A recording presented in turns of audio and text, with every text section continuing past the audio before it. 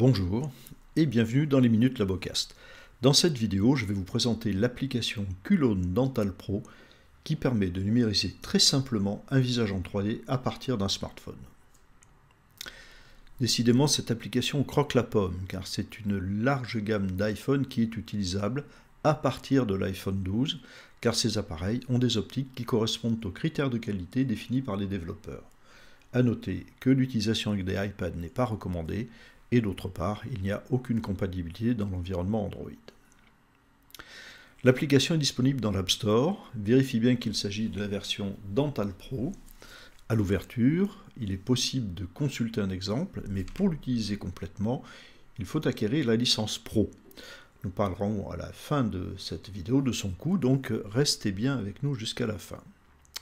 Alors voyons le protocole. Donc protocole d'utilisation, comme d'habitude, un double clic sur l'icône lance l'appli qui affiche les cas numérisés. Puis un appui sur le petit plus en bas à droite ouvre la fenêtre de numérisation.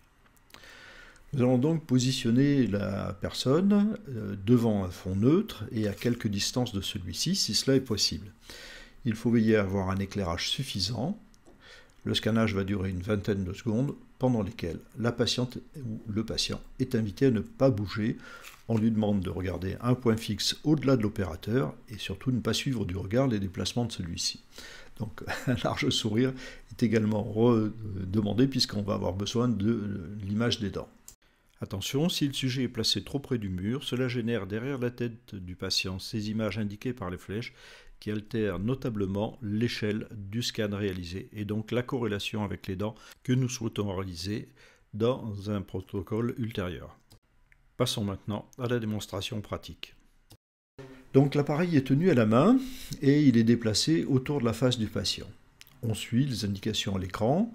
Un compteur indique le nombre de vues réalisées. Vous voyez que les vues s'incrémentent ici, on a jusqu'à 60 vues. C'est de la photogrammétrie.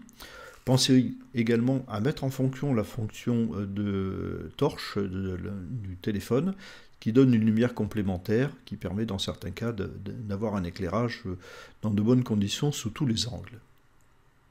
Donc voilà, on est en train de compléter ici la vue, on est à 51 vues sur 60, on a fait le tour de la face, on va maintenant se rapprocher des dents et finir la vidéo par en quelque sorte un gros plan sur les dents. Donc voilà, la capture, ça prend une vingtaine de secondes. Processus de reconstruction, on va demander dans le cloud de clone, ce qui prend un petit peu de temps et c'est variable effectivement selon la rapidité de votre connexion réseau. Bon, les cas qu'on a fait, c'était aux alentours de 2 minutes, donc c'est quand même assez rapide. Puis optimisation du modèle qui va apparaître dans la fenêtre assez rapidement. À partir de là, eh bien, on va contrôler notre enregistrement, voir si ça a été réussi. On peut, avec les doigts, pincer sur l'écran pour agrandir l'image, la faire tourner. Donc c'est une gestuelle très classique avec tous ces appareils. On a l'habitude, vous voyez que le grain de peau ici donne une idée de la finesse de la capture. Mais au-delà de ça, on va aller voir aussi l'aspect STL, c'est ce qu'on voit maintenant ici, en cliquant sur les petites icônes en haut à gauche. Le cube donne le STL, et ici c'est le réseau de mailles, qui nous donne un aperçu de la définition. Vous voyez qu'il y a un très très bon réseau de mailles, c'est-à-dire que la grande qualité des optiques qui permettent l'obtention de ce type de résultat. Voilà, donc notre contrôle est terminé. On va pouvoir revenir à la suite. En bas à droite, nous avons un petit i, et c'est là-dessus qu'on clique pour aller éditer le nom du patient. Donc on va pouvoir cliquer sur le petit stylo et venir éditer cette zone et indiquer le nom ou le numéro du patient, tout dépend de votre façon de fonctionner. Encore une fonctionnalité, en cliquant sur le bouton rouge en haut à droite, il est possible d'enregistrer l'écran. Et cette petite vidéo qui vient d'être générée sera ensuite enregistrée dans l'application photo du téléphone et à partir de là, être exportée par les moyens habituels, mail, WhatsApp, AirDrop, etc.